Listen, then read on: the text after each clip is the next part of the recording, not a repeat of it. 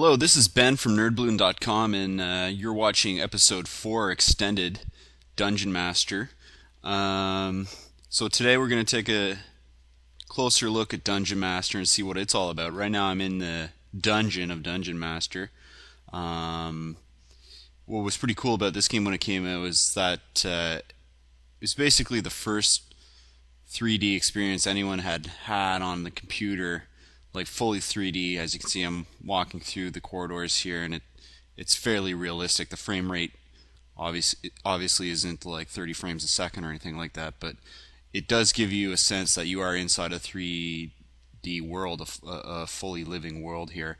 Um, Also, in the Amiga version, the audio is actually 3D, so the sound, depending on which way you're oriented, uh, you will hear it in the left headphone or right headphone. Um, so at the beginning of Dungeon Master, this game anyway, since it's a cracked version, there's text across the screen that says, after the game loads, it says, "Get ready to bust some heads," and that's definitely what you do here in this game. You bust some serious heads, and especially by way of these doors. There's a lot of these kind of um, doors here, these like kind of steel doors that go up and down when you press the button, and they make a pretty cool sound when you open and shut them. Um, I get a lot of kills just by dropping this heavy door on their heads.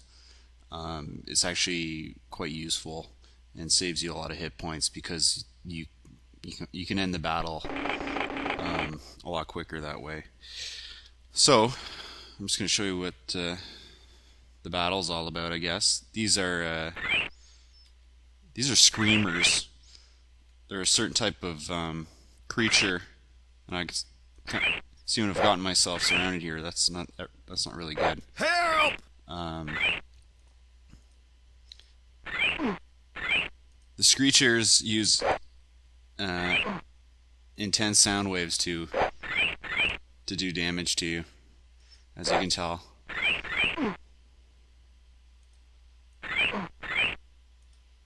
So I'm just gonna chop. I'm gonna have to chop my way out of here. Luckily, they don't do a whole lot of damage, so I'm gonna take my time here and defend myself. At least back myself out of this corner.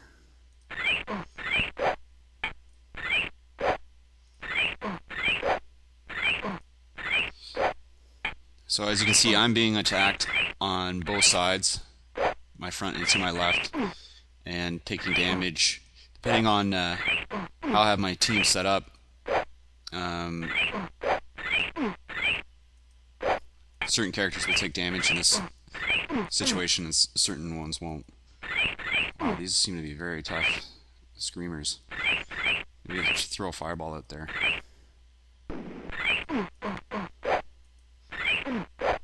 Alright, got one.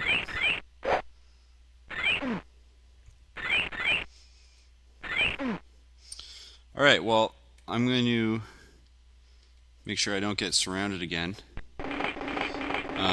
Almost lost one of my characters. He took quite a beating there.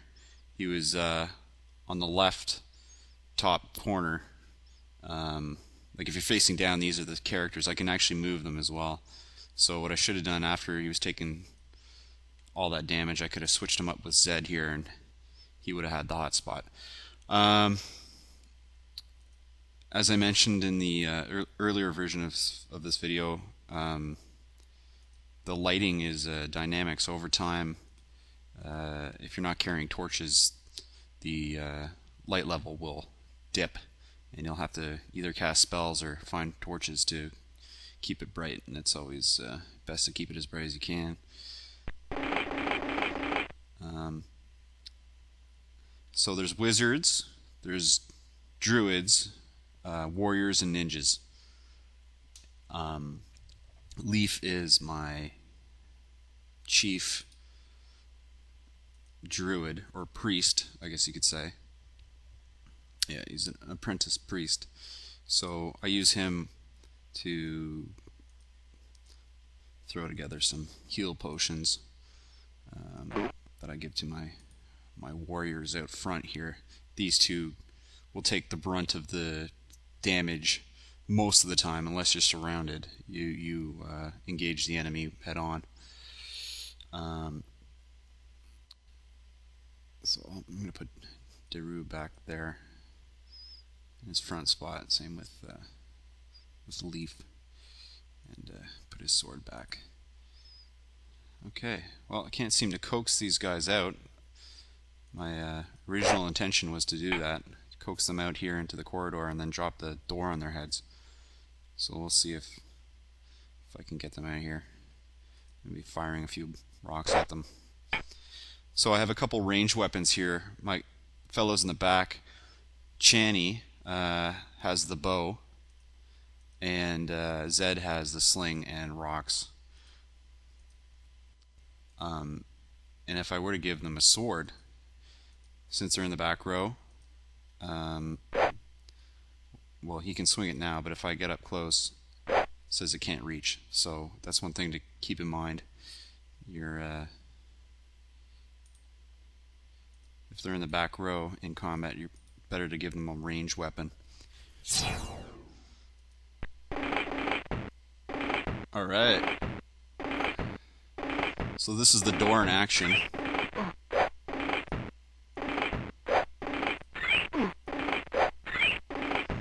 As you can see, it continues to try to lower itself and keeps bashing these screamers on the head.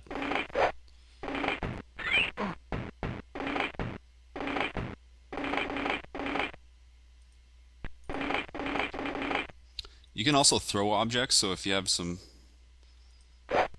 daggers or boulders or anything, even arrows, you can throw them with any character.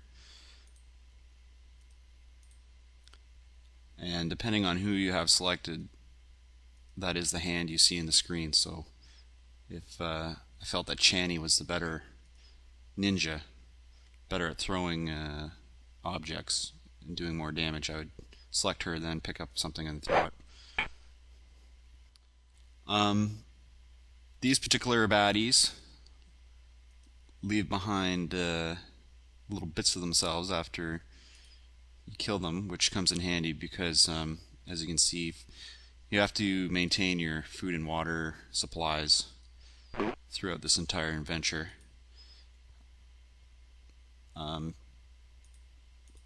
Certain foods are more nutritious than others. Screamer slices are kind of not that great, but I mean, if there's a bunch of them laying around, it's always good just to fill up.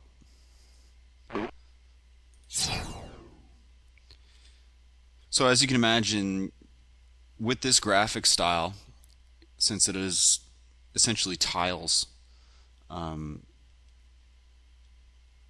just like any tiled game, the world can be very big. The world that you can fit on a disc can be very large, and that's definitely the case as far as Dungeon Master. I've never beaten this game. I got to a point where there's like these goblins that are kind of like the goblins or the little midgets in Golden Axe that steal your stuff, and they were all running around stealing all my goodies, like, you know, all my good swords and armor and stuff like that, and it just got really frustrating. And there was like missile holes and fireballs coming out of the wall and stuff. It got really crazy. So I've never actually beaten this game. It's one thing I regret. Coincidentally, I was just wanted to see what the Super Nintendo version looked like, and there's a video on YouTube, and I'll bring that up right now. It's at this exact same point in the game.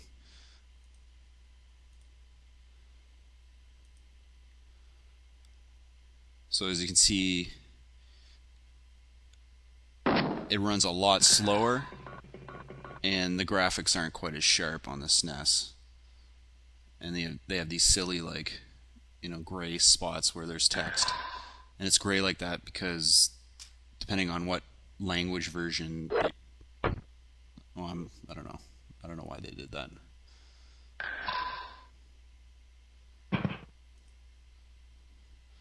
So now I'm going to do the exact same thing in the Atari ST. So I guess Chaos or someone has written this on the wall as a challenge to you. This is my prisoner, let him suffer. Um, so the first time you go by, yeah, okay. So you just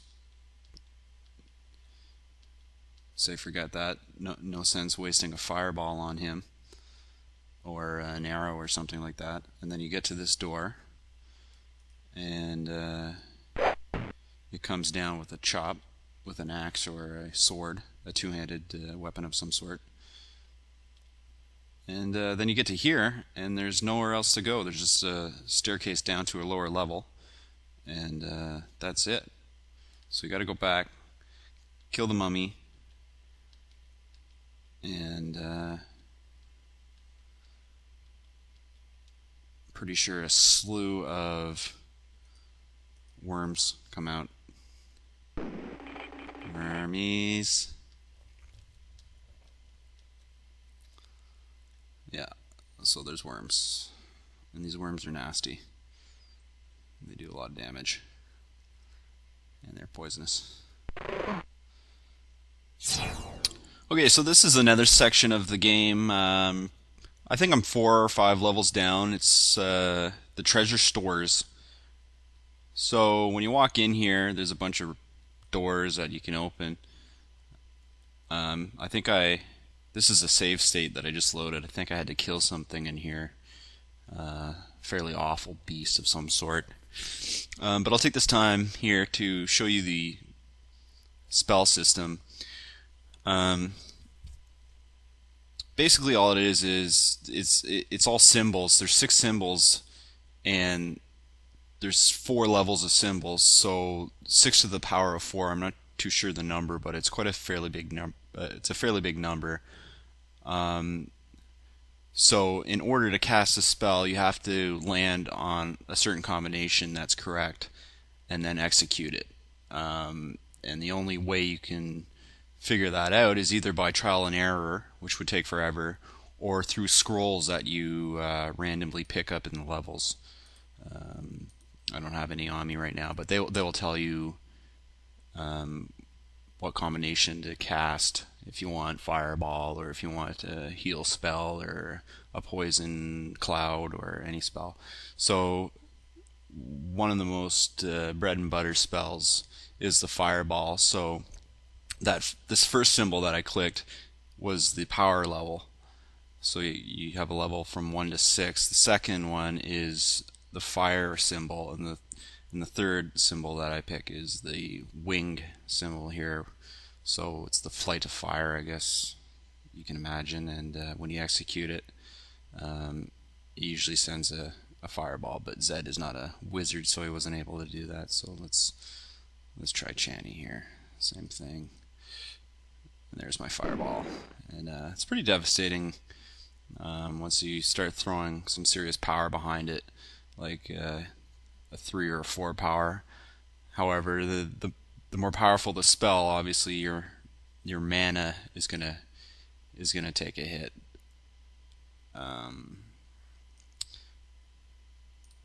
So that was a pretty soft fireball, and therefore her mana wasn't drawn down too much. But if I try to cast one this powerful, I can't even get the third symbol in there. Not enough mana. So in order to bring that back up, I either have to wait, sleep, or take a potion to bring my mana back up. And that's if she's even able to cast this. Sometimes if you attempt to cast too powerful a spell too early on in the game, you don't have enough experience, you don't have enough skill to do it.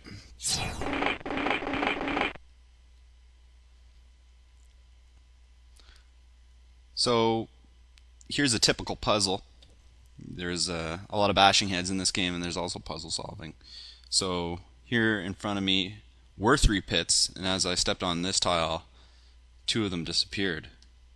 So I'll step here, and more pits appear. And there is a certain way to go about this. So when I stepped off this pad here, that pit disappeared right here. So I think what I have to do is just take a leap of faith here. Oh, that didn't. Well, this was a disappointment. That was the opposite of what I was expecting. Okay, well, let's try that again. At least I got a little drumstick. Drumsticks are very nutritious. They're up there with cheese. Cheese and drumsticks. As you can see, I keep a chest full of them. And that's just the way to do it in the dungeon. You got to keep your food supplies high in protein, high in fat. So here I have a little message on the wall mocking me for falling in the pit.